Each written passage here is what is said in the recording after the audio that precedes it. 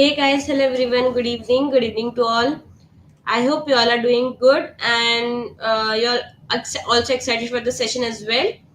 Hi Sashidhar, hello, are people present in the session? Good evening Kapil, good evening Ashok, of course, great Gopal. Hi Ram, guys, am I audible and visible to you all? Can you let me know in the chat please? Put yes or no. Yes, hello. Hi everyone, good evening, good evening. Okay, okay. Thank you, guys. Thank you for the confirmation. So, let me introduce myself to you all. My name is Anam Khan from Let's Upgrade, and I'm here just to explain you all about this attendance procedure about this for this boot camp. So, as we are starting with the data science with Python boot camp, which will be for 3 days, and each date will be a 1.5 hours long session. The timing will be from 6:30 to 8. So make sure that on day 2 and day 3 also you join at the same time and at sharp 6:30, so you will get to know each and every topic very clearly, and we will start from the very scratch. So do not worry, we will learn the basics of Python as well. And if anyone is new to the Python, please go to our channel. You can check out our Python playlist and you can get the glimpse of Python. Okay, so I hope that's clear, and I will share my screen quickly to let you know all about the attendance thing. The link is already been shared in the chat. You can check it out. Till then, I will share. One second.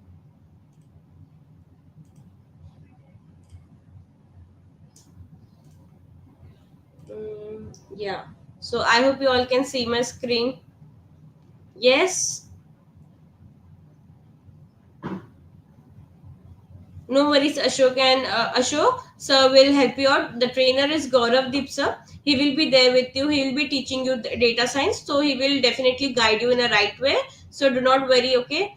So for now, just tell me, is my screen is visible? I'm hoping it's visible to you all. Okay. So we'll move ahead without wasting more time of you all. So guys, here in the description box you can see for attendance there is a one link. We call it as a one link as everything is placed at one place, and when you click on this link a new page will open where you need to first of all enroll for the boot camp, as then only the attendance toggle will get unlocked. So when you enroll and scroll down here below the day one title, you will see mark attendance toggle. Click on it. A rating scale will open from 1 to 10. You need to rate the session according to yourself. You can also mark your attendance after the session, so you will be able to give the honest feedback and ratings.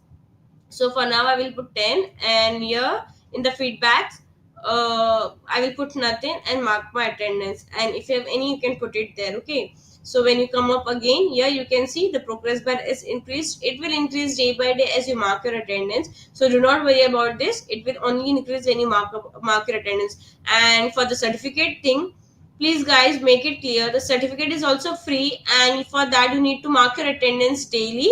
The certificate will get unlocked to download on day 3 when the session will get end. So do not spam again and again for the certificate part. When you will get the certificate and everything, it will only will be available to you all for the downloading thing on day 3. Okay, right below this progress bar. And we have this communities WhatsApp and Discord. You can join us there to get regular updates, daily invites, and if you have any questions, any doubts, you can ask us there. Connect with your friends and the LU team. Okay, I hope I'm clear. I hope I'm clear, guys. Attendance link, Sagar, I will share again. Okay. So one more thing, guys, we have this student ambassador program, which is a free 1 month program. No charges, no fees, nothing you have to pay. It's a free program. It's basically when you apply, you will be the ambassador for Let's Upgrade. Here, you will see apply now button, and the batch has already started, the June batch, but still we have extended the deadline till 5th of June, that is today itself. So till today night you have the time, you can still apply for it and be the part of June batch. These are the prizes that you will be getting there if you of course if you only complete the target and achieve those things. These are the like milestones: gold, silver and bronze. And Yeah, if you want to know more about it, please go through this page and you will get to know. Okay. One more thing, guys. This is all-in-one documentation. The link is also been pinned in the chat. You can check it out. This is the documentation where you can find all the link, all the resources and files and PPT and everything. If sir also shares any of the PPT resources, we will upload all the things here. So do not worry about your PPTs, resources and links, session links. So you can directly come to this one doc and get all the things at one place. Okay. These are the session links. This is a doc. This doc is not downloadable, as you cannot download it. So yeah, you can save this link and open it anytime. And this is the curriculum that we are going to follow for the next 3 days. It and there are notes also in each topic. When you open this, one second, when you open this toggle, you can see there are notes and questions as well, so you can refer it. It will help you during your exams as well. And these are the topics which we are going to cover day wise, and you will get to know what are the topics we are at. Okay, I hope I'm clear. So I will call the trainer now, that is Gaurav Dipsa. I hope you all will enjoy and like have a blast. So, hi sir, good evening. Sir, you are not audible. Hi, good evening, ma'am. I'm audible now. Yes, you're audible. So, I think so you can start with the session. I won't waste much time and I will take a leave. So, thank you Sure. guys. Bye everyone. All right, here we are. So, I hope ma'am has already explained you, and we are done with this part about where the attendance link is and how certifications happen. All in one document, that's what you want. So, moving ahead, first of all, welcome to all of you. I was just reading through chats of people that uh, people were expressing that they are new to Python and data science both. So I would say rest assured, the session, the way it is planned, it makes sure that someone who just knows how to move a mouse and keyboard and knows basic of maybe has done a 10th, 12th or has graduated should suffice to learn it, right? So we are taking at this point now to make it more hands-on, to make it more generic, I have completely uninstalled everything from my system, be it Python language, be it any IDE.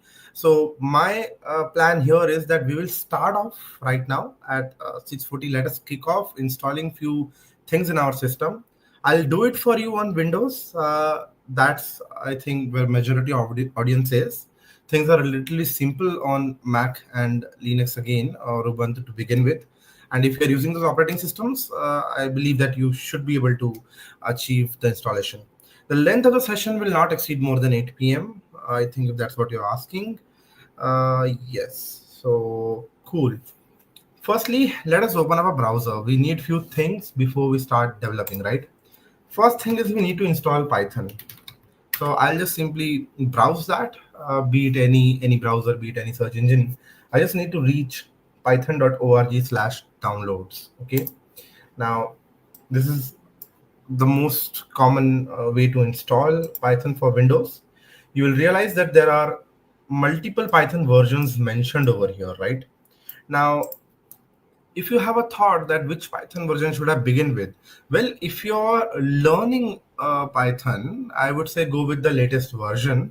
But the reason that companies maintain different versions are because suppose if I started developing a code in 2023, 2024, at that time I had 3.11, 3.12, okay, in 2023, if suppose these were the latest versions, or 2022.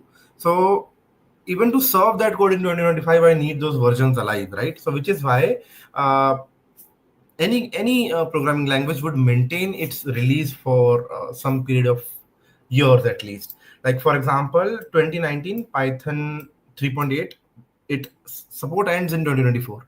It's only the support that has ended. The version will still continue to survive, but of course companies keep on migrating. So hence I say that you should not worry much about version. If you have 3.11, 3.12, 3.13, all are welcomed, okay? But since we are doing a fresh installation, the process remains same. We just have to go download the latest version for Windows, click on this blue link right over here, right? So hello to everyone again in the chats. uh, Revati, I especially would like to greet you for spamming the chat a lot. I get your attention. So, welcome to the session. Yes. Please use English. I'll definitely do my best to serve both the audience Hindi and English.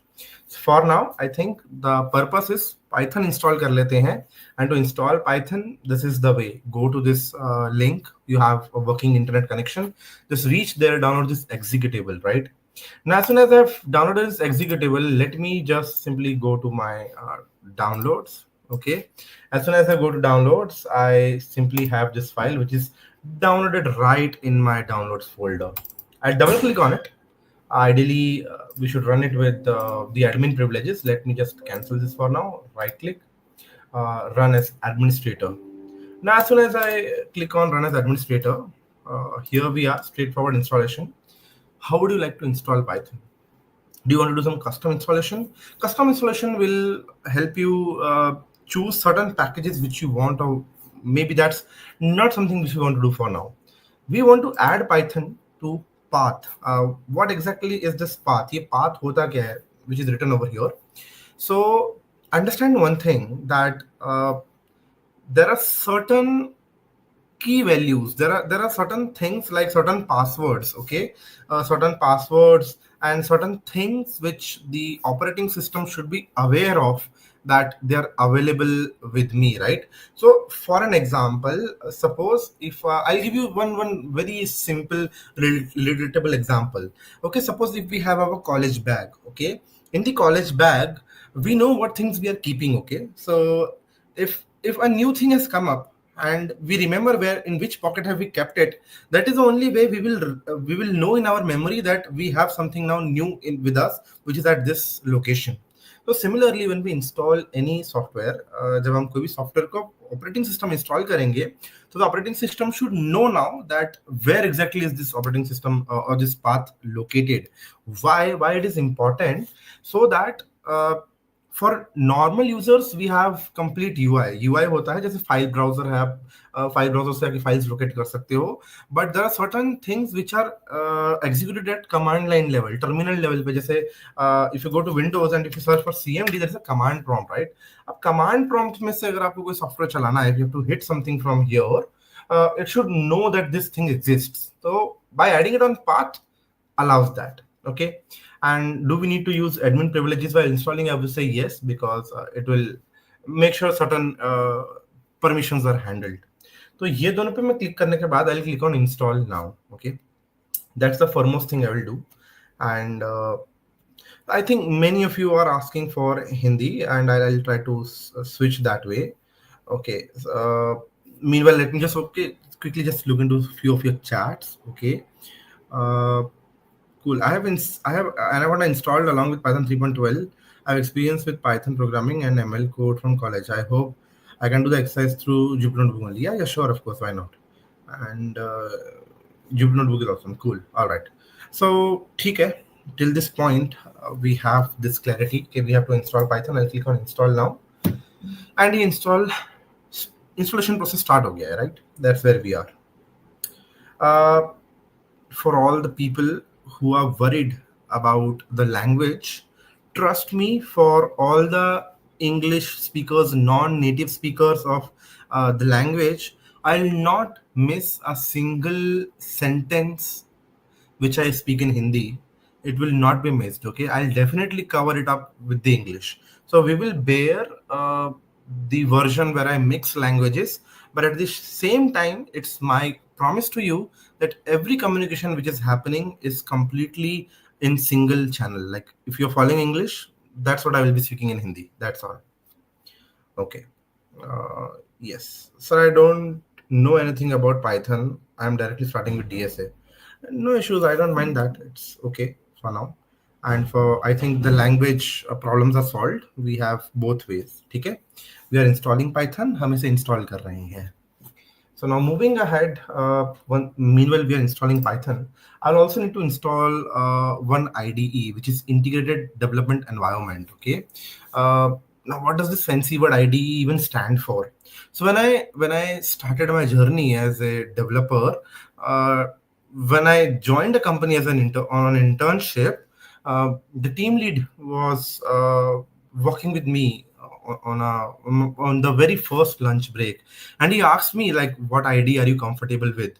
And at that time, I was so confused that obviously I was sounding like a fool that I don't know few things, but which is where I'm giving you some premise that it is okay to be so naive that you don't even understand few things. When I joined at my internship, I didn't even knew the complete syntax of making Python dictionary. Okay, I was pretty confused that the inverted commas, how do they work, and colon. I kept on forgetting what I've learned. So it's completely fine to be at that stage, even if you are at that point. IDE stands for a software where we can write codes for now. Okay, like we have Microsoft Word to write docs, we have PowerPoint to create presentations. Similarly, we have IDEs are those softwares where you can develop programs. Okay, be it multi different languages.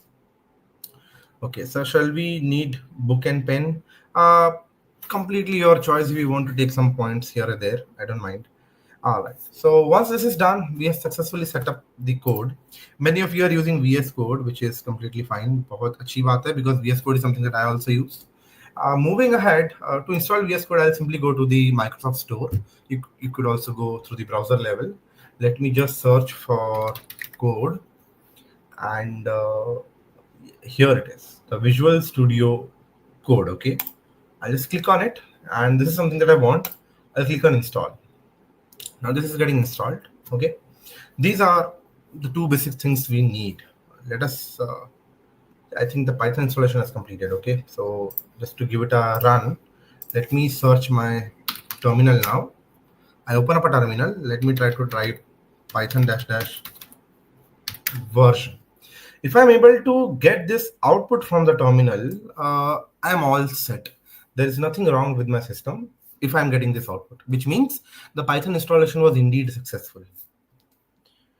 Sir, is okay, I think there's a typo. Sorry, okay. Yeah, those IDs, I get it, I get it. All right. So yes, completely fine. PyCharm and VS Code are very equivalent to each other. Any ID is completely fine. Okay, whatever you want to do, use. It is as simple as, do you want to write a document in Google Docs, or you want to write it in Microsoft Word? Okay, doesn't matter. We will just writing those docs. So now that we have Python installed, I think the VS Code is also installed.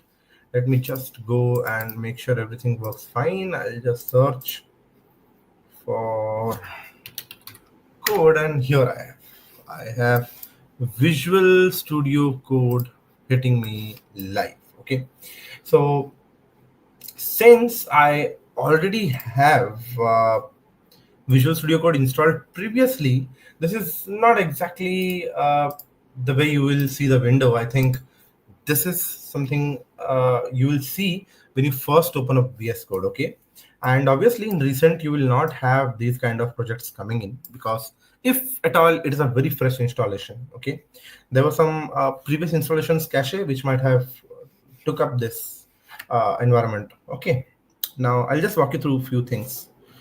Yes, any of the ID is completely okay. All right, now when we open this up, let us get a feel of this ID for some time. Okay, in the extreme left side there's a tab which I see. If I go to view, okay, I can just set up my appearance. I have status bar, menu bar, and these few things toggled here. Okay, this is where I am, and I can just simply set up the view as I want. But keeping it like this, on the very left tab we have few settings over here, right? This will be different from for you. This Thunder client, you will not have it. These are few things that I have installed. Okay, but Explorer, which is this symbol right over here where my cursor is, if you click on it, you will be able to see the files in this folder where you are for now. Since we have not opened any folder, there's nothing to view. Okay, so let me first of all click on open folder. Okay, as soon as I click on open folder, let me go to say Python data science, right click, create new folder, live session on 5th June 2025. Okay, let me open this. I'll select this folder. So you see, in the Explorer, I have live session 5th June 2025. This folder available with me. Even if I go here and I try to create any file in it,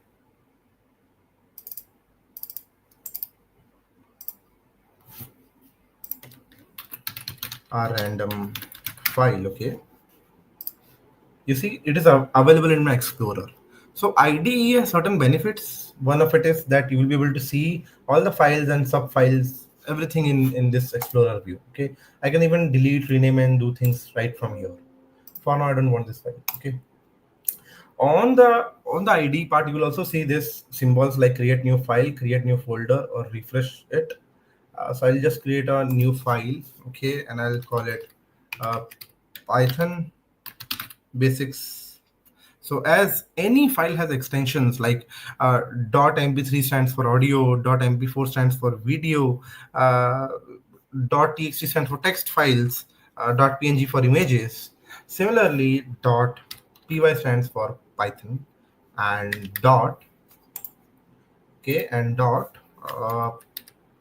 .ipynb stands for a notebook.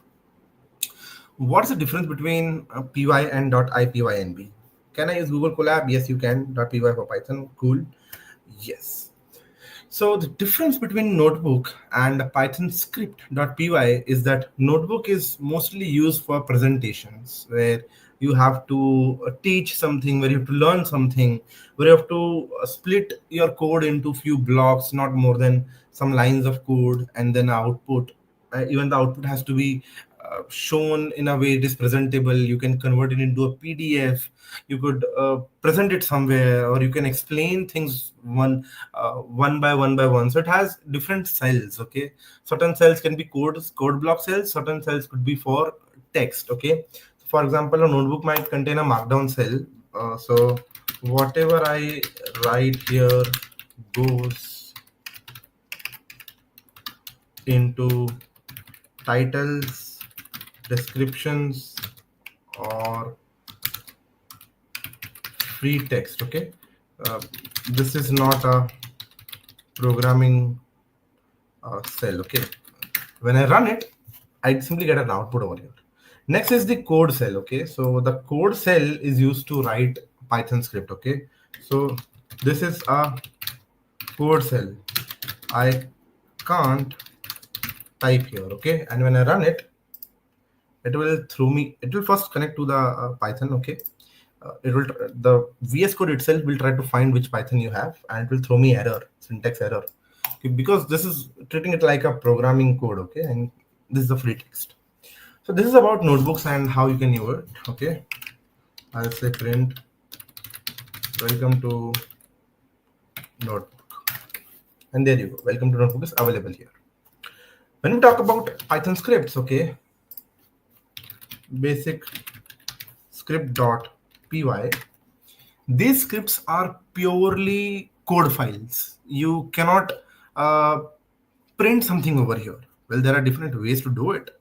One of which is known as comments, okay, which are like doc strings, or which are like some important notes which are not part of the code.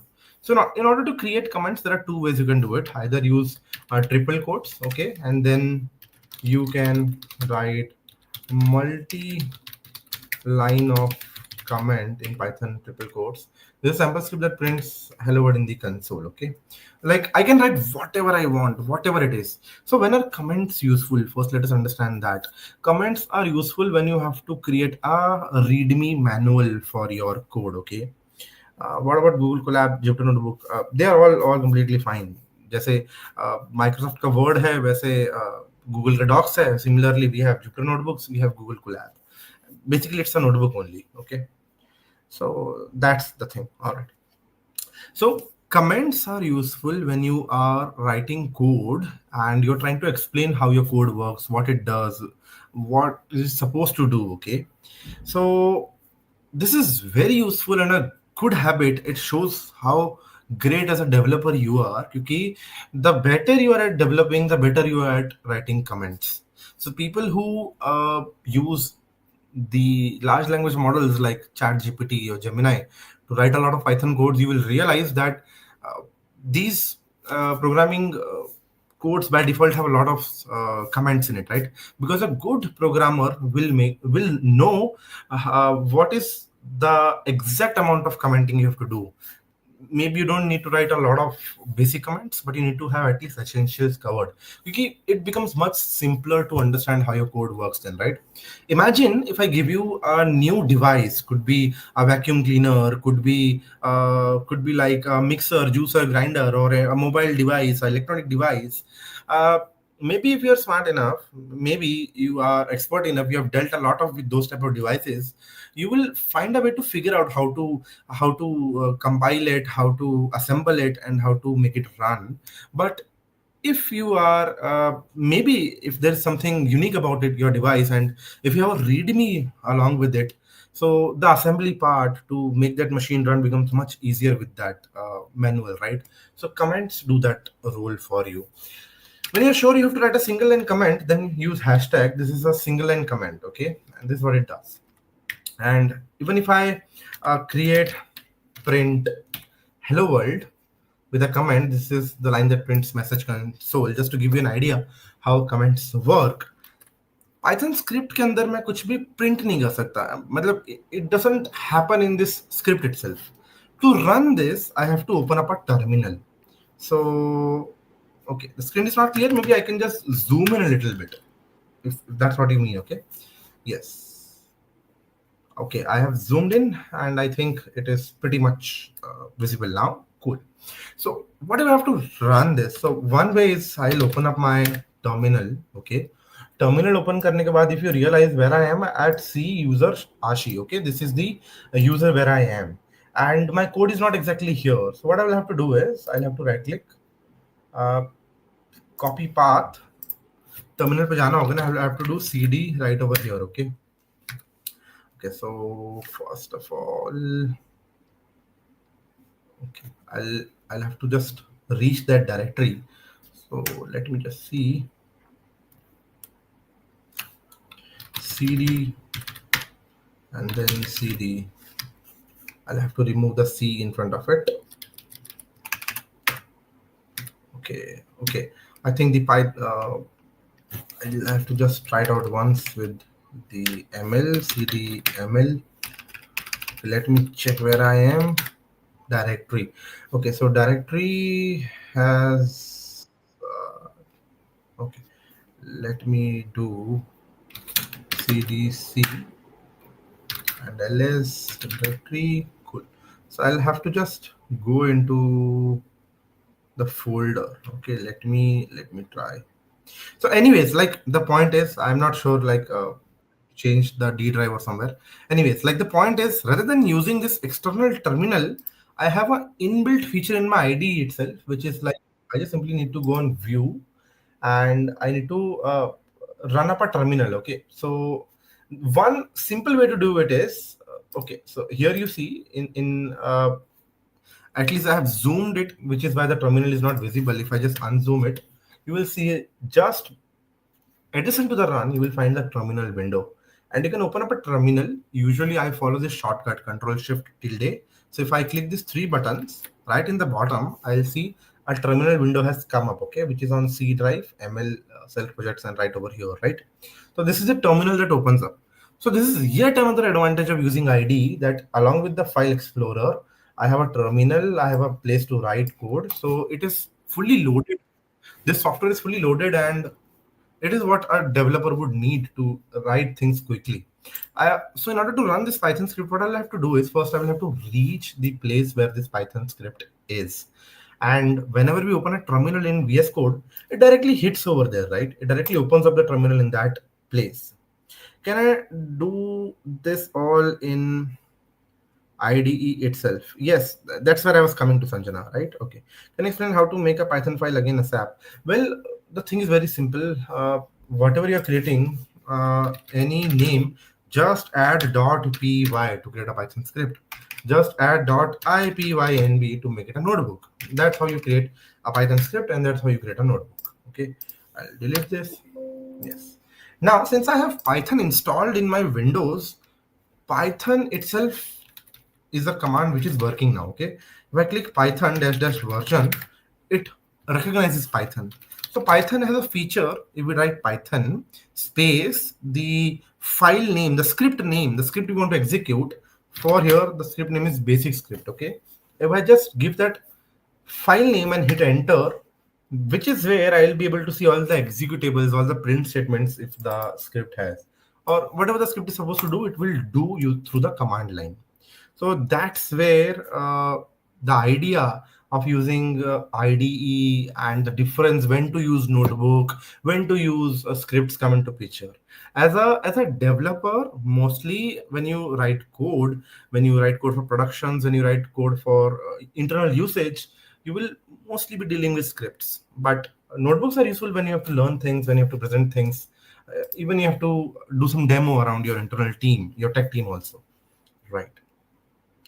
So this is completely fine. I think people are mentioning that they are following up till this point. सभी कुछ समझ में आ रहा है. So that's really great enough. Now, since we have reached this point, the next part is we need to understand few basics of how a programming language works. Okay. Now, understand that any programming language is just a way of communication. I can talk in Hindi, जैसे मैं हिंदी बोल सकता हूँ. I can speak English, but whatever I'm trying to speak, the logic is same. That I'm trying to explain the same thing. Okay. So similarly, writing code is about following a certain set of programming disciplines. Okay.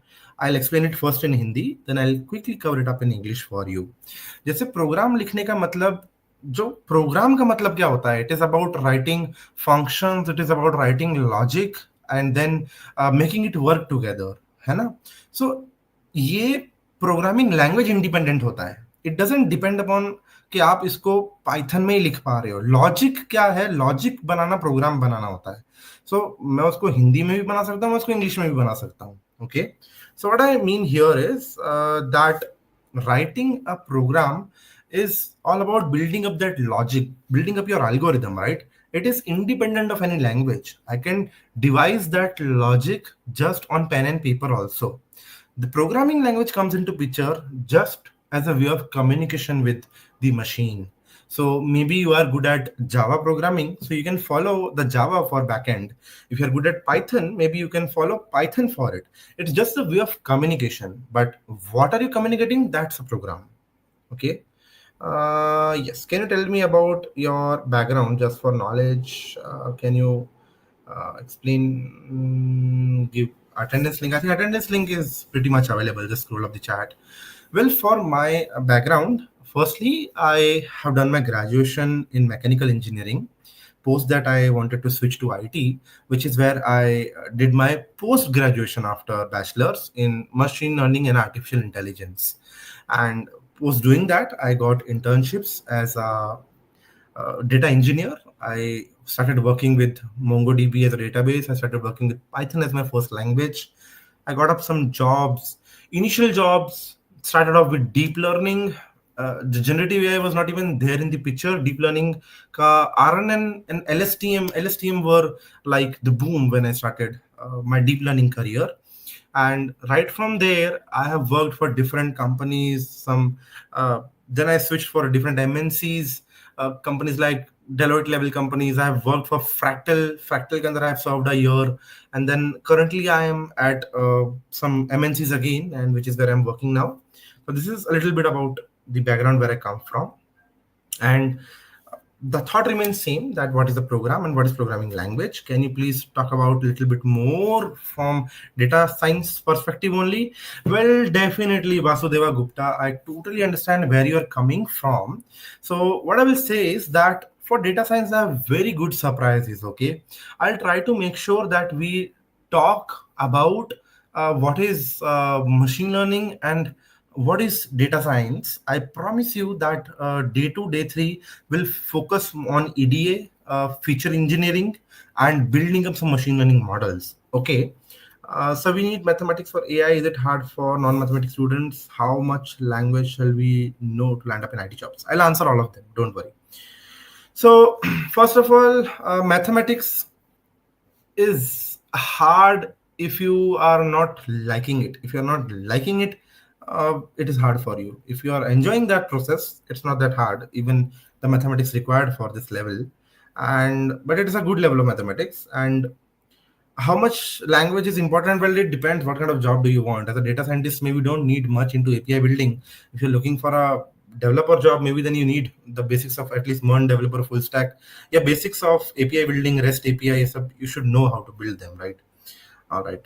So coming back, this is a very important thing that I wanted to cover out with you. Let's be very honest to each other. You are here for 3 sessions, which are of 90 minutes each. Okay. You cannot expect that in 90 minutes you will end up learning the entire programming regime. You will complete data science and you will complete machine learning, right? These are just introductory flavors. Definitely, you will learn something valuable on each day. Maybe one complete point of the curriculum at a point. I've read your comment, Mansi. I'll get back to you. So, but the point is, maybe on day 3, I will do a special 15-minute session on career guidance and roadmap planning. Okay. I'll talk to you what we did on first day. I'll talk to you what we did on second day. I'll explain the third day process and give you a complete roadmap that how from here you can set up your own path to learn and achieve things. Okay. That's what we will do. Uh, I'm in class 11. I just wanted to ask an experienced person that should I take AI or CS in my school as subject? I totally encourage that. Coming back to Mansi, how many months it will take for a beginner to be a good data analyst? This is a very age-old question that any expert will face. Uh, in my college days, I am also a certified musician. Like I teach guitar, so people used to ask me same question कि guitar कितने महीने में सीख सकते हैं. Then I am trying to lose weight. So जब मैं gym जाता हूँ, मैं अपने ट्रेनर से यही पूछता हूँ कि मैं कितने महीनों में पतला हो सकता हूँ. So this is the same question that you are asking, that कितने महीने लग सकते हैं good data analyst बनने में. Totally depends upon person to person, right? But I'll not leave you with that uh, typical answer. मेरे हिसाब से if you have to become a good data analyst, 6 months dedicatedly are enough to become that. Okay. But again, remember that ideology. आपको 1 साल भी लग सकता है, आपको 2 महीने भी लग सकते हैं. Depends upon how good you are and how much efforts you put. Now coming back, I'll get back to the session for a while now. Okay. Now this is where we are. We have established a little bit about what is VS Code, how we can install it, how we can install Python, what is programming language, what is program. Program is a set of instructions that we write, you know, and we'll start off with some basics of Python, right? Okay. Cool. Now let's understand a few things.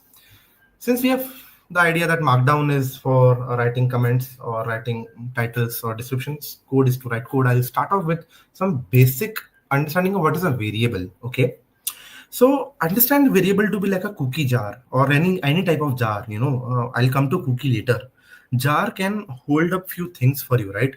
Could be a pickle jar, could be a mixture jar, could be a cookie jar. So there are different things that a jar can hold. Just by putting an adjective to that noun, that a jar is now a cookie jar, we are explicitly defining that it contains cookies. Just by understanding the name of the jar, it becomes self-explanatory that this jar will contain cookies only. I cannot expect the jar to give out chips to me, right? So that's something it does. A variable is a container. So there are different kind of things that we can store in a programming language to begin with. Okay. Now, anywhere anywhere we go, could be from audio, video. This is like the type of data I'm talking about. Text, strings, boolean values, true, false, or integers, floats. Yes, sabhi kuch, they are data types, different type of things we can store in our jars, right? Like in real world, we could have cookie, jam, butter. Here we have integer, float, strings. Okay, and everything boils down to 1 and 0. Can anyone in the chat try to think about this? Why computer only understands binary language 1 and 0? could be the thought process behind it? Let us see. Meanwhile, I'll just browse some more chat quickly. It will take 4 years. What will okay? And then, okay. Well, data analyst job is at in a data analyst. The job is at the end. It will take 4 years. What will it do now? Yeah, okay, I don't get it. Like, let's understand from it. Maybe you're trying to say that the jobs will go away because of AI boom. No, as a data scientist, I will say focus on data science more than data analyst. As a data scientist, you will be covering machine learning and a good. If you're in the top 10% of developers or top 20% developers, your job is going nowhere even after 5 years. Yes. Now people are saying faster processing. People are saying because of transistors and ICs, power on and off, high level language, low level language, and cool because of logic gates. Yes, a majority of you cracked it right. It is because the complete architecture of the motherboard could be the CPU, the RAM, uh, the cache blocks, or the anything connected to the motherboard could be your storages. They all work on electricity, especially this CPU, which has again different components like GPU, APU. Okay, they all work on current. So what we can do is we can just do high voltage and low voltage, one or zero. That's what we can do. So which is where everything at the point to the CPU level converts to binary. But still, for humans, programming language gives us a benefit to read and have certain data types. Something of which is integer, which means positive, negative number, whole numbers without decimals. Floats means these numbers with the decimals. String means anything like A, B, C, D, the characters, all characters combined together as strings. Okay. Now there are some ways to write variable names. We can start off with variable name with capital letter. We can like I'll say hello world. We can start off with variable name hello world, and yes, variables are case sensitive. So a capital V and a small v are different variables for Python altogether. We can have underscores coming into picture, like for example right over here. Okay, we could have variable 37 numbers coming into picture. We could have underscore as the starting point of a variable. Okay, underscore variable equals hello world. What we cannot have is a variable starting from number, 3 variable. Okay, if I run this program, I'll get line number 5, 3 variable error, invalid decimal literal, because a decimal cannot start a variable. If at all that's necessary, maybe you can start off with underscore first. Okay, so these are few ways that you can declare variables. Right now, I'll just simply try to give you a practical hands-on for it. Now, remember, students, that I've already written a lot of code for you. I'll be providing you all the material at the end of the session, and which is why I will avoid typing this code, simply paste it around for you, which is like integer example is 10, float example is 7.5, string example is Python. If you're following up with us, if you are using a split screen method to learn, that on your half screen you're coding something and on the half screen you are watching this video, you can follow this code right along. All the topics in data science in 3 days. We will pick, so Ganesh asking in 3 days what we are covering. So in 3 days, we are covering, today we are covering basics of Pythons, and we will start off with some libraries like Numpy. Second, we are covering, second day we are covering basics of libraries like data, pandas, matplotlib. Then we are doing some exploratory data analysis. We are doing something as data pre-processing, which is what a data analyst does. Day 3, we are talking about machine learning. We're talking about some basic models like regression models, which is what a machine learning engineer does. And when you compile all these 3 days, all 3 days are what data scientist does at a basic level. Can you get something like notes? Yes, I told you, you will get notes for at the end of the session. I'll give it to you. What is the impact of data science in the future of AI? Will AI replace this or not? And not for now, not for at least our life. Okay, our children, I'm not sure what will happen at that point. I cannot forecast there. Can we get something like, no? Okay, repeated. Sir, how can they even think of learning data science in 3 days? Okay, cool. Yeah, that's definitely what the point is. So this is how we write basics of code. Like, you know now how to create variables. You know what are different type of variables. print statements are used to get something as an output on the terminal level, and on our notebook, this is how you get the output, right? All right. Now, with that being said, let us try to cover a few more things. I'll say practical hands-on on how to create different data types in Python and variables. Okay. With this being said, let's try to think about how can we convert variables here and there. Okay, this is really an important skill to have as a developer. Also, I will say how to convert or typecast data types into Python. Okay, so for example, suppose if I have original float is equals to, let's say, 3.14 and converted float. Now, as a good Python developer, one should have a skill that the variable names that we choose, they should be so self-explanatory that just by reading it, someone should understand what this variable are all about. Okay. So if you see original float, converted to integer, these are variable names only.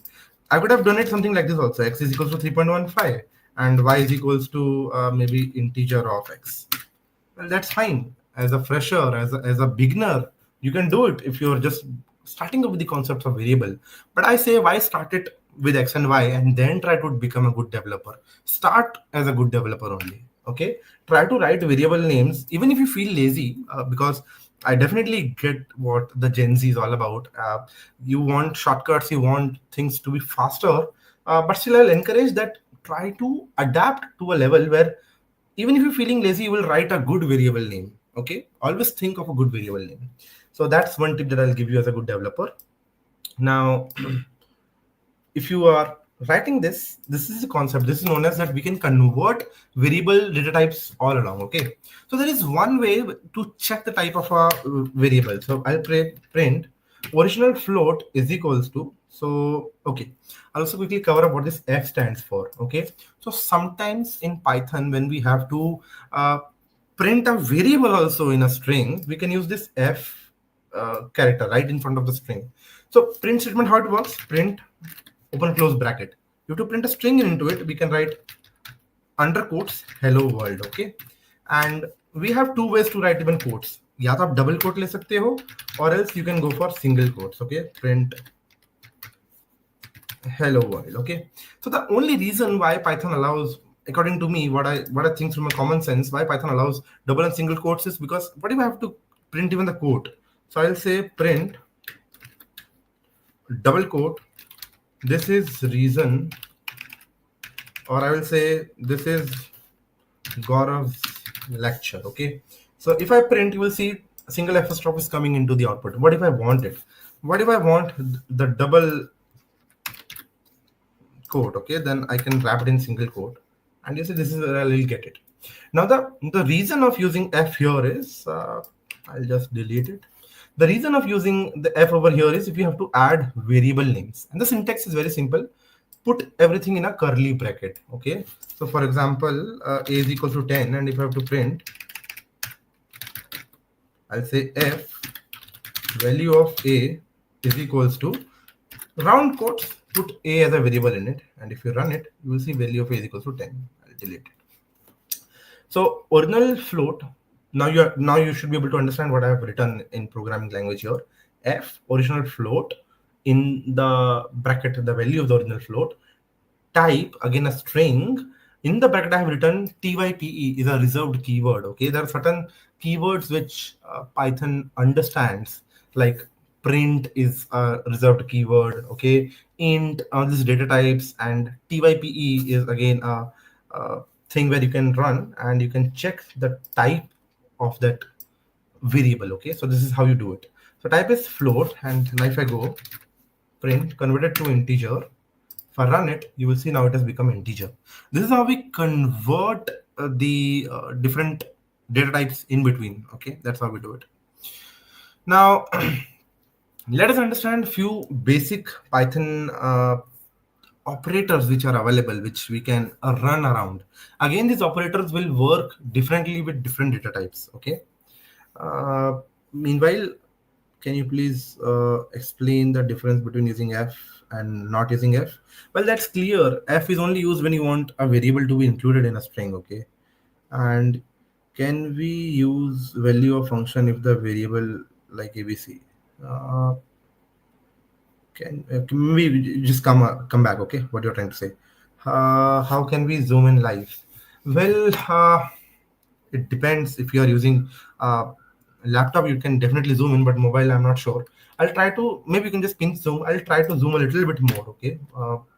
Maybe this level. I'll have to zoom out at some point again if I'm not able to write it on it, okay? Okay, I'll lower this terminal. Let me just close down the terminal. I'll try to zoom as much as I can.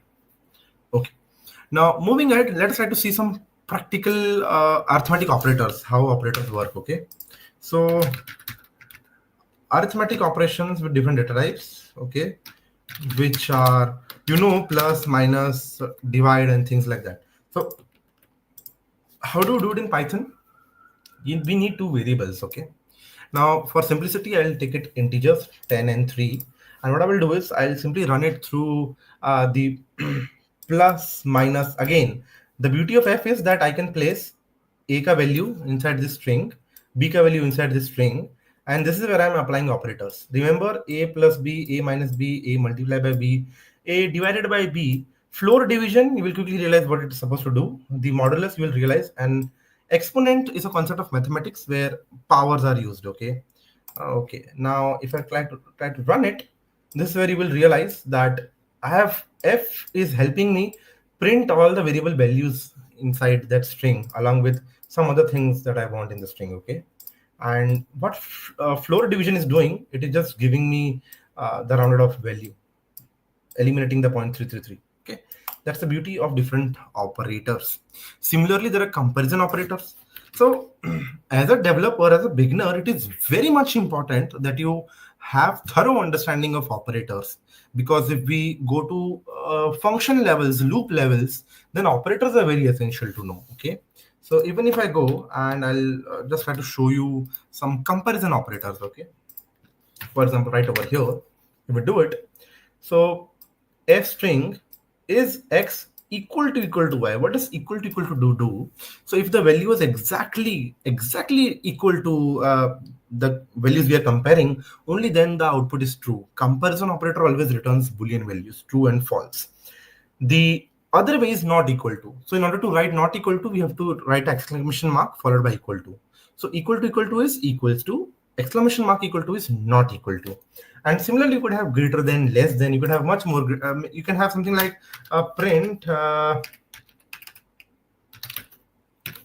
is less than or equal to also, okay? And then I'll say print is less than equal to z to begin with. So x and z, I'll just make it equal. I'll run it. So is 10 less than 10? False.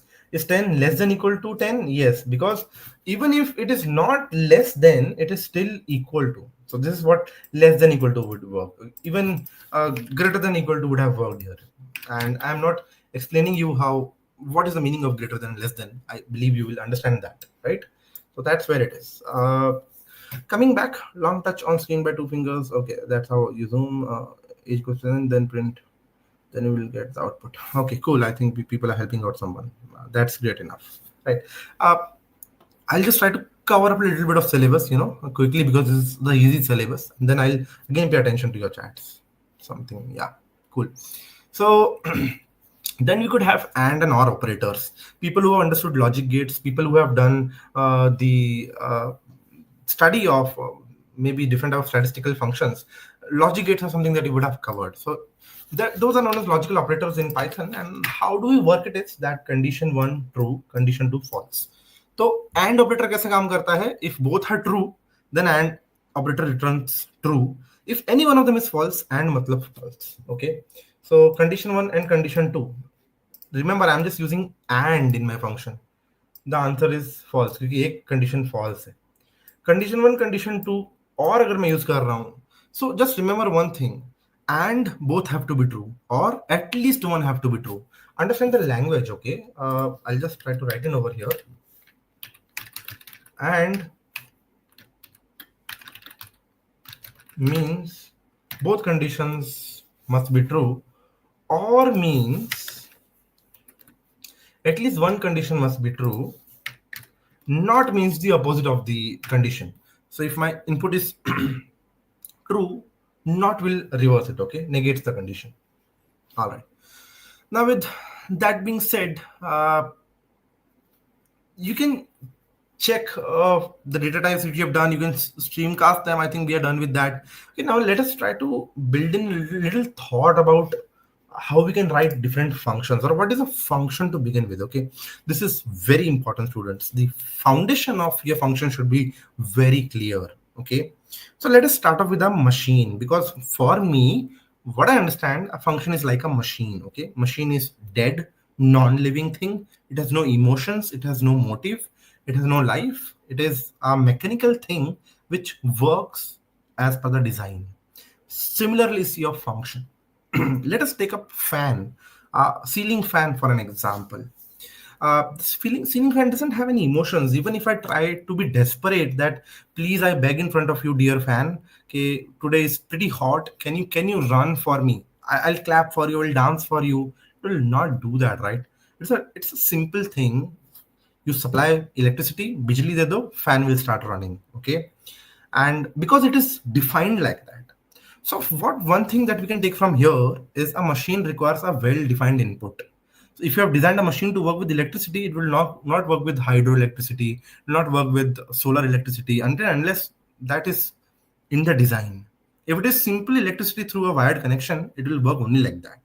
Okay. So this is the very first condition that we should realize. Well-defined input. Okay. This is what a function needs. Properties of functions in Python. One is very well-defined input. Okay, I just tried to run it by mistake. Let me close this. Okay. Second is no ambiguity in the output, which means that a single input should map to a single output only. The function can never be confused kiska output ab kya hona chahiye. Okay, that's there. And well, that's all right. So maybe function has a input and output, and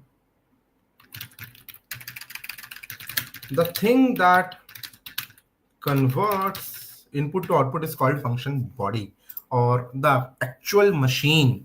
Okay, fan, what it does, it gives us air. Okay, forced air is the output. Input kya hai? The electricity. Whatever is in between, the capacitor, the motor, the function to rotate the fan, everything is part of the mechanical written or mechanically designed logic.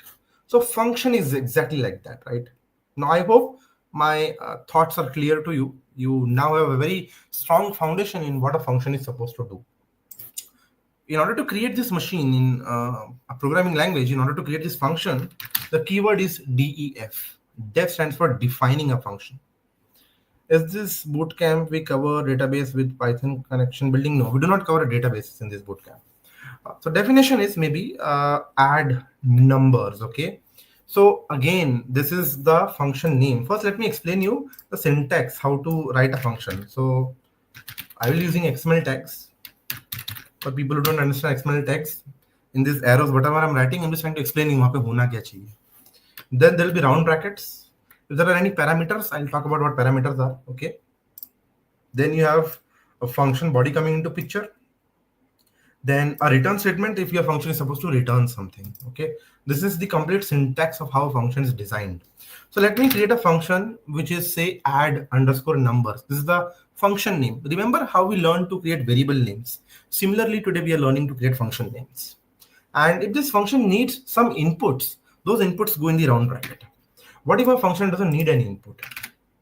then you don't need to pass anything in the round brackets. But if my function needs something, which is where the first point, well-defined input, comes into picture. Okay, if you're defining the function will need a and b, the function will need a and b. It can never work only with a, only with b, until unless you define it like that. Okay, now define a and b. We will simply say, for simplicity, I will write some more logic. C is equals to a plus b, and then we will say return c. So देखो, this is how we create functions in Python. Def function name, whatever inputs are needed, I am giving it. My programming logic comes over here and return C. Now let me try to say, I'll call this function, okay? Print add numbers, and I'll pass 5, 10. The output should be 15, what I'm expecting. When I run it, the output is 15. So how does this logic work? First of all, Python starts line by line. It enters print statement, okay? So it realizes I have to print something.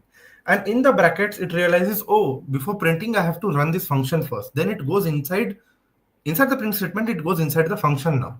So inside the function, it says, okay, the function needs a and b, and I have it. Okay, it's like ID card, that Python is carrying the ID card, which if it is valid, the function will take it in. So you needed a and b, you have it, function will let you in. C is equals to a plus b, your function will do this programming. Return, it will say, okay, this is your return, take it from here. Return will give the return, and print will be waiting for the return, and it got the return and will be printing it, right over here. Now, am I missing some important comments and charts? How to minimize syntax errors in Python coding?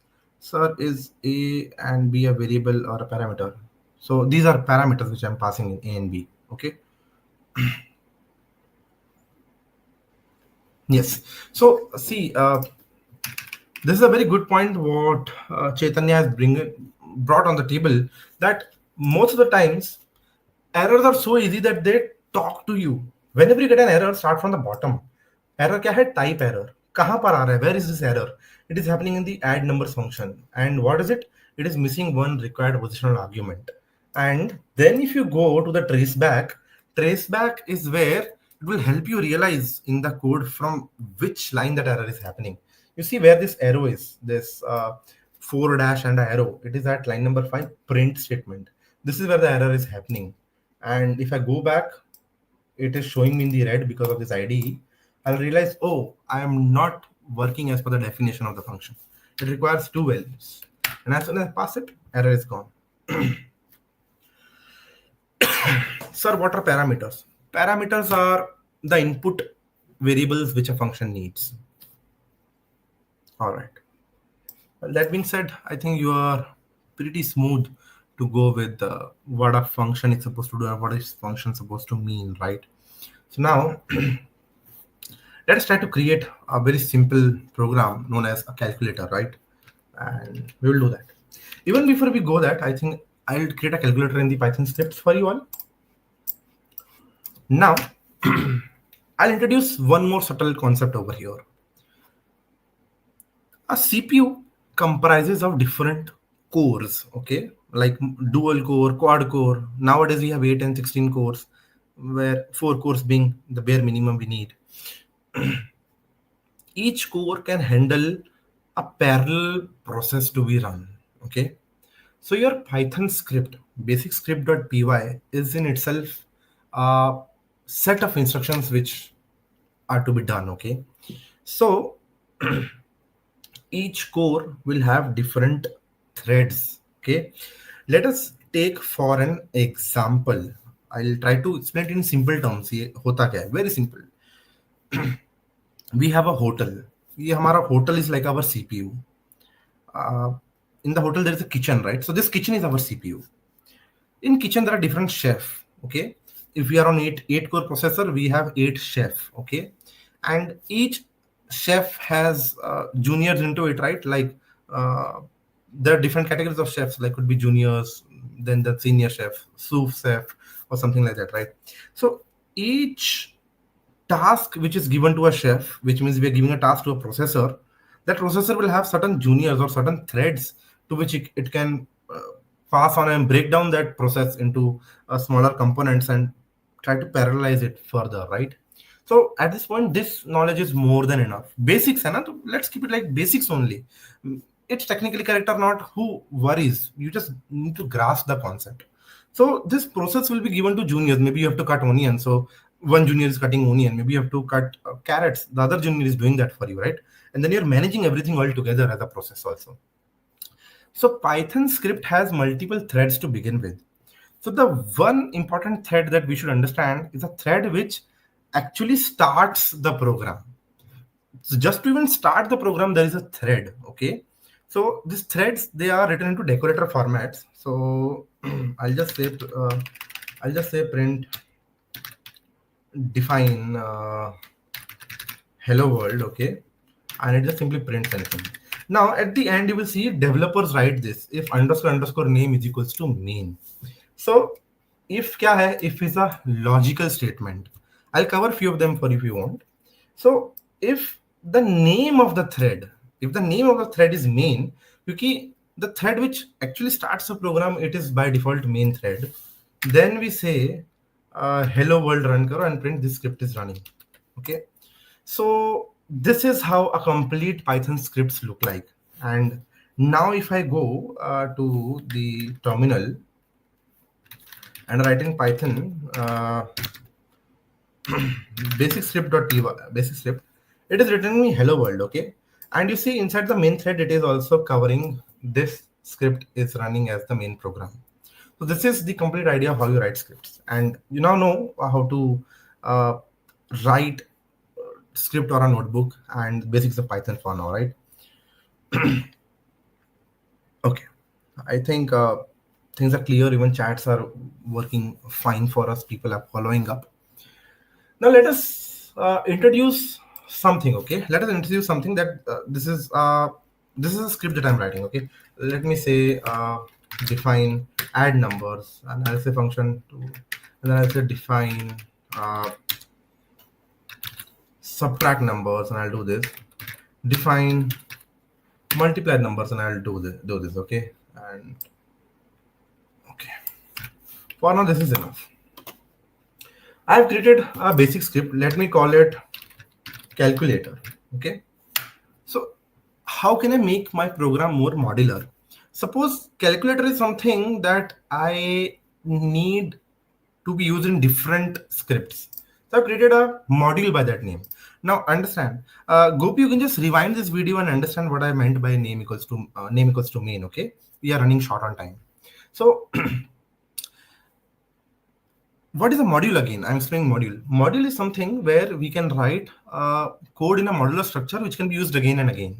Now, what if I'm using another file which is say known as main.py? Okay, so I'm using some file.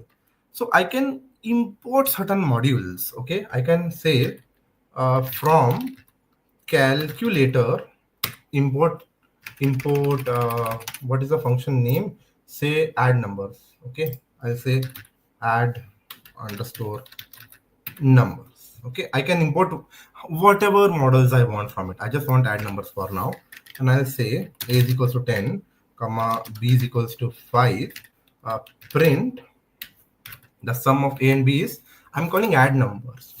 Do you see anywhere in this main.py I have written add number somewhere? No. Where is add numbers? It is in the calculator module. Calculator module has that. So Python has this ability to import certain modules and libraries. So what is I have introduced the concept of module. What is library? So library is something that has multiple modules into it. Maybe basic calculation, maybe arithmetic calculation, maybe the calculus, the differential integration, the geometry. There could be so many things that could be a part of mathematical module, right? Math module. So similarly, a library comprises of multiple modules, and a module is an individual Python script. Okay, I need not repeat it again, right, students? That's very clear. Module is a single script. Library comprises of multiple modules. Okay, and this is how we can create our own modules. So data science has many libraries which we have to rely on. Not just data science, the entire IT industry, the complete front end, back end, full stack, everyone has to rely on reusable codes. Maybe you have to print something on the string, right? You don't need to write a print logic. There's an inbuilt function to do it. Maybe I have to do add, division, subtraction. Maybe I have to do whatnot. I have to read a PDF. I have to read an image. I have to read something. I don't need to write a code for it. There are ready-made libraries, ready-made tools, ready-made modules which do that logic for me. Okay, so which is where the concept of libraries and packages come into picture, right? So package comprises of the complete thing. Here, calculator is just a module for now. Okay. All right. All right. So with this being said, if I run this, let me say Python main.py, it is able to run it for me. So similarly, in Python, there are ready-made modules which are there. One of which is known as Numpy, one of which is known as Pandas, and Matplotlib. These are few libraries which are useful to us to do data science tasks or data analysis tasks. Okay. Now, imagine one thing. Imagine I have a mobile phone. Okay. We all have phones, so we are very comfortable with that example. If there are two, three different ways I use my, or two, three different users which use the phone, okay? Suppose I prefer to use Uber, okay? And I prefer to use Zepto. So I install these libraries. The other task or the other person relies on maybe Ola, and it relies on Blinkit, for an example. So there is confusion in my package. As a person one, if I'm using it, I say book a cab, then there's a conflict. Maybe Ola or Uber are getting conflicted. So which is where I cannot install these packages, these modules into home root level, okay? Because root is accessible to everything. The root works for all the processes and all the programs, okay? I don't want to do it. I want to do it in isolation, which is where I can create a separate environment, which is local environment, a limited environment, which will only work for this particular task. And in order to create that environment where I will keep this set of libraries, I'll have to create a virtual environment. Okay, so Python, in order to create a virtual environment, you will first have to open up a terminal. And on the terminal, you will have to be at that place where you want to create the environment. Okay, so for an example, if I'm not at this place, suppose if I'm in some other directory, say LU Python data science, I'm somewhere around here, or maybe CD, I'll say LU rag YouTube. If I'm over here, okay, let me say what is here, and I'll say make directory sample directory. Okay, so over here sample directory. I'm in this place. I'm running this command. Let me clear everything for you. I'll say Python -make venv. This is the command. Okay, everyone. This is the command. Python -make venv followed by .venv. This is the environment name that I want to create. Okay, if I'm creating this, if I hit enter, I'll end up creating a virtual environment, but it is not over here. Okay, the environment will be created from where the terminal is executing. Let me go over here. Okay, C ML self projects LU rag YouTube sample directory. Do you see .venv is created over here? Which is why it is important that we start off the terminal where we want the environment to be. So we can create Python -make venv.venv. Okay, so we have this virtual environment created for us. Okay, now in order to explain our VS Code that don't simply run Python from the root, just run the Python from a virtual environment. Right over here is where we can talk about the virtual environment. Okay, and this is about it. You can select the virtual environment to be run from here. And in order to activate a virtual environment, you have to do .venv if you are on Windows /script/activate. As soon as you hit it, Windows आपका virtual environment इस terminal पे on कर देगा. If you are on Ubuntu or Mac, you can do source .venv/bin/activate. This is for people running on Mac and Ubuntu, but for Windows, source इतनी जरूरत नहीं है, and bin की जगह you have to write script and activate. You see your terminal is now firing from the virtual environment. This is again a good tip and practice students that as beginners you should know. Okay. Now, yes, of course, we have covered variables. What are different type of other data types that we should be aware of are some data types which compile them all together. Now, in kitchen, we don't simply just keep a cookie jar. We have chips jar, we could have some mixture jar, we could have multiple set of jars in a single row, right? So similarly in Python, there are different data types like list, for an example, okay? List data starts with round bracket. It can hold multiple things like 10, 20, 30, 50, even mix of integers. Like it can have strings too, okay? You would have floats and booleans. A mix of data can be applied into a string, okay? And similarly, we could have tuple data. It is very similar to lists. I'll come to what's the difference over here. Similarly, we could have dictionary data, okay, which could be like name, comma gender is equals to female, comma age is equals to 30, something like this. Okay, this is again the dictionary data. These are few different data types where you can combine multiple things. So where is list useful? List is useful when we have to store, could be a lot of variables together, or we have to maybe add, append, and do. So maybe when you're writing stuff like I have to maintain the list of subscribers, I have to maintain a list of audience, I have to, if I'm writing a program to create a Gmap, I have to create a list of active members. I'll create a list of, say, active members in my code, okay? Active members is equals to, and I'll give the name, and inactive members are right over here, right? So whenever I have to say retrieve me the people who are active with me, I can do something like this, right? Or maybe you have to write a function, say to all active members give a goodie, okay? So for member in active members, print active member, here is your goodie, okay? If I have to do it, so these are few logics through which I can manipulate and work around with lists, okay? For example, if I run this, let me save the file first and clear this and run this. You see, I'm able to give the goodies to my active members. So for loop is used to iterate every item in that list. So for item in list, this is the syntax. So for item in list, for each item, I'll do certain set of instructions. This is what for loop does, okay? Now, this is it. So what's the difference between tuple? Even tuple can be used to loop in between, but only difference between tuple is that we cannot modify it, okay? So where are tuples particularly useful? Tuples are useful when we do not want, even by default, if suppose our logic is not foolproof, if there is any bug which has come up into the system, if there is any flaw in the code which could end up modifying my tuple, then I do not, maybe if that's the risk I want to avoid for that type of data, maybe I'm holding Aadhaar card value for certain people, and by any mean I would not want my code to modify Aadhaar card format, so I'll keep it in tuple, okay?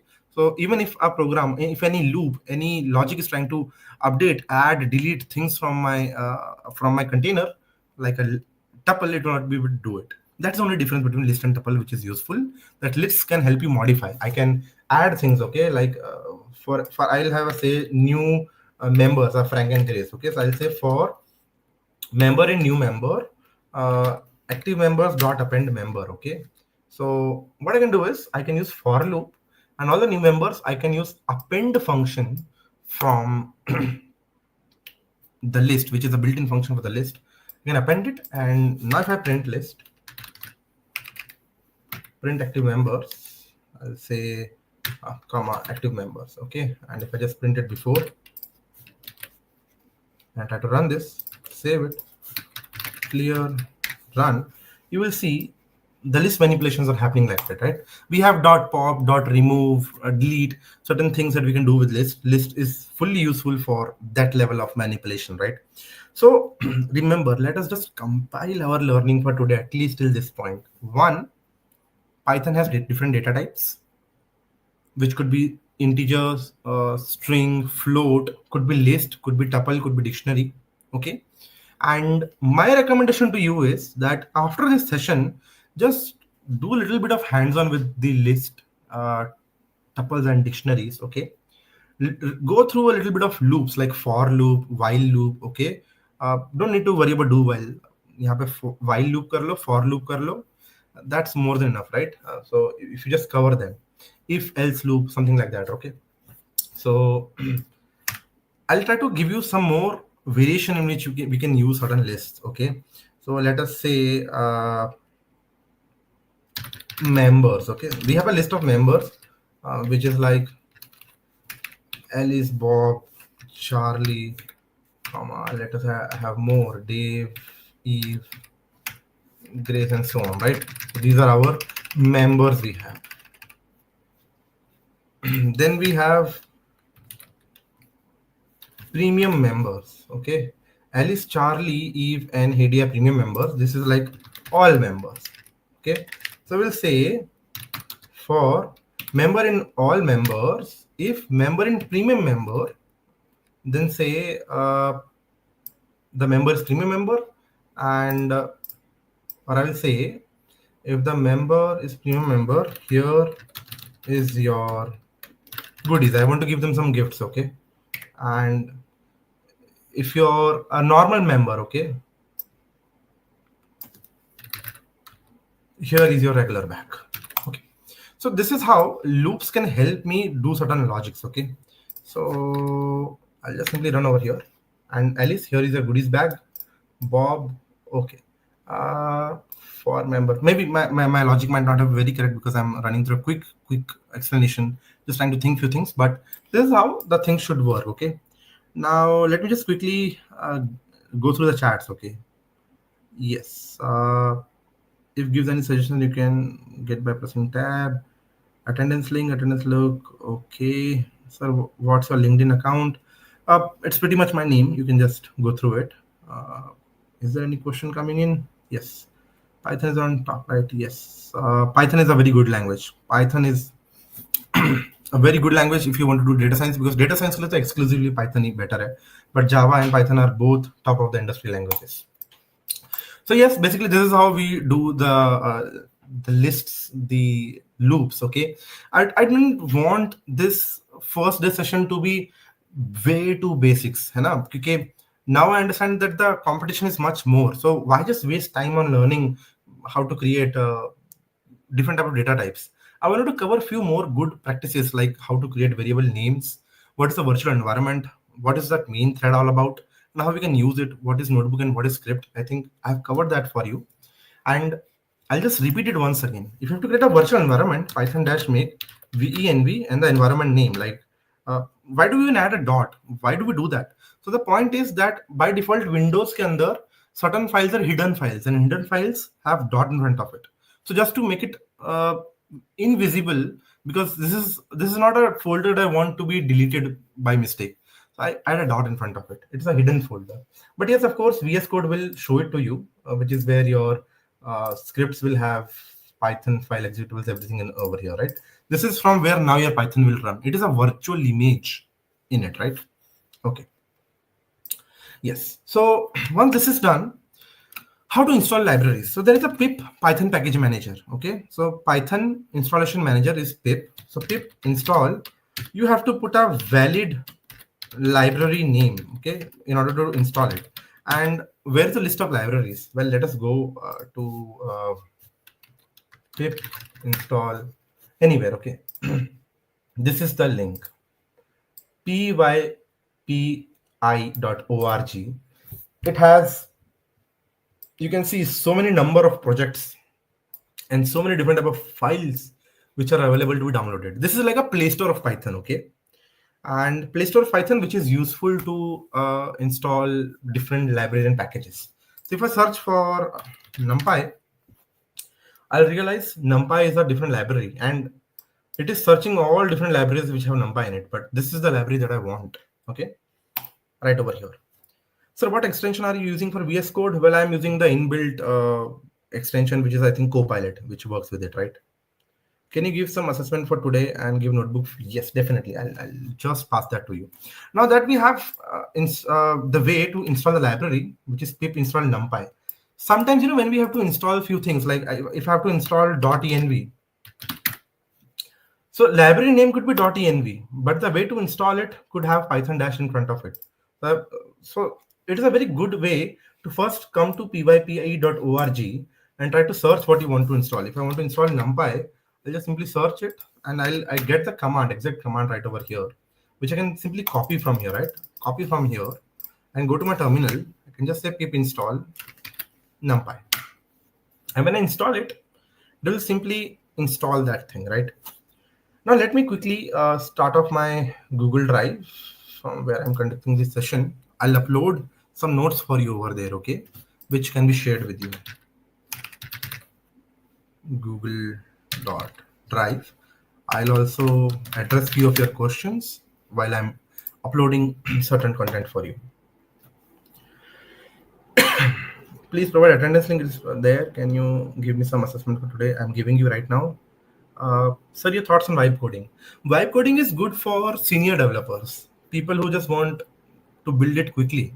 Vibe coding is a disaster for junior developers or people who are learning Python because you will never be able to code it. See, when I started learning Python, there was no vibe coding. So even if I used to add a simple space or a simple error, like not even using a single quote, closing somewhere bracket shoot raha hai, those errors I was only able to mitigate by looking into the errors, right? So vibe coding will minimize errors for you and put you in a pitfall where it becomes very difficult to learn things quickly. I'll just simply create a new folder on the Google Drive. I'll say lu Python DSA content. What is vibe coding? So Sanjana, vibe coding is where the AI tries to complete my code for me. Like for example, if I'm trying to create a list is equals to ये जो आगे अपने आप 1 2 3 4 5 लिख के आ गया ना, this is vibe coding. ये मैंने अभी लिखा नहीं है. अगर मैं टैब लगा दूंगा तो it will auto complete for me. नीचे देखो for i is equals to list लिख के आ गया, टैब लगा दिया, ऑटो कंप्लीट हो गया. नीचे वो कोड प्रिडिक्ट कर रहा है मैं क्या लिखना चाह रहा हूँ. This is vibe coding. Okay sir, so what precaution should we take for beginner level? Beginner level के लिए वाइब कोडिंग बंद कर दो, don't use vibe coding. Sir, can you share the roadmap? Yes, for data engineering or for anything, I'll reserve 15-20 minutes on day 3 to discuss all the roadmaps. Okay. Now let me just quickly go to the file. YouTube Python data science, Python basics upload. There you go. I'll also, yes, I think this is fair enough for now. Let me just share this Python DSA, share folder, copy link.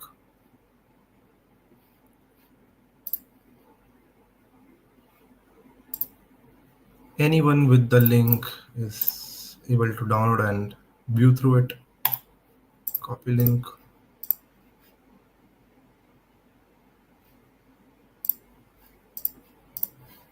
I'll share this link with the moderator.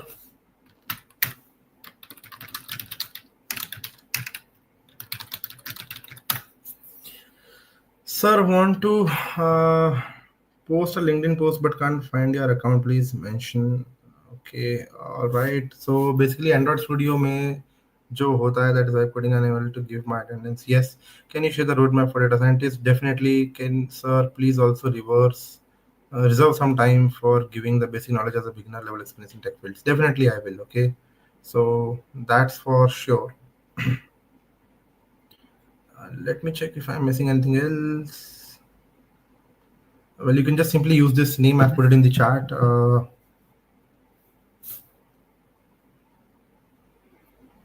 right. Cool. Let us see. The moderator will be sharing this link with all of you soon. Okay.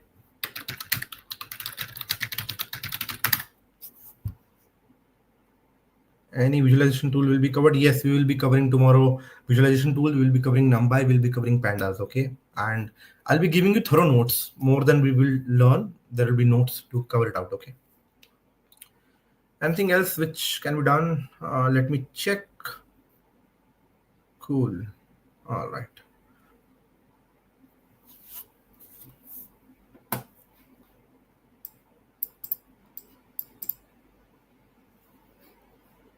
Okay, let us check if the link is being shared with you.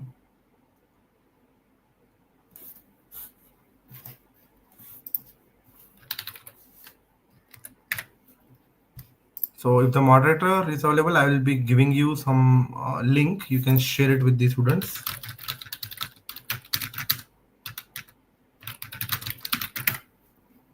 And we are almost done with today's session.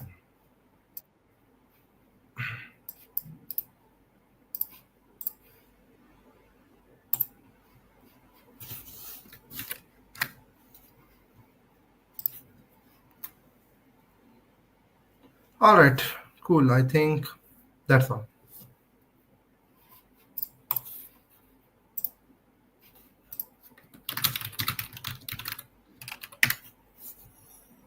What we'll do tomorrow, I think tomorrow will be about the data science. Tomorrow we'll be doing what data analyst does.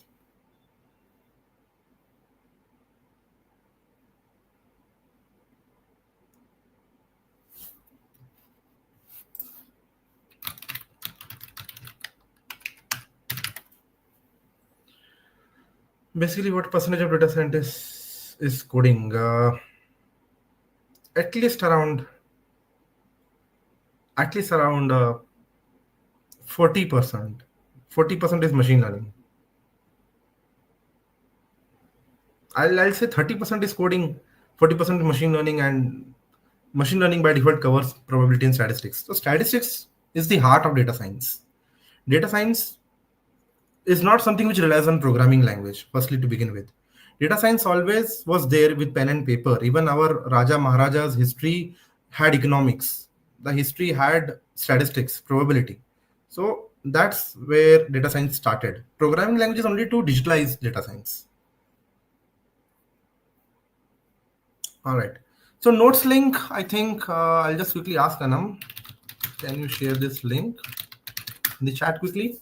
You'll have this chat quickly coming in. The link will be shared and then we are done for the session.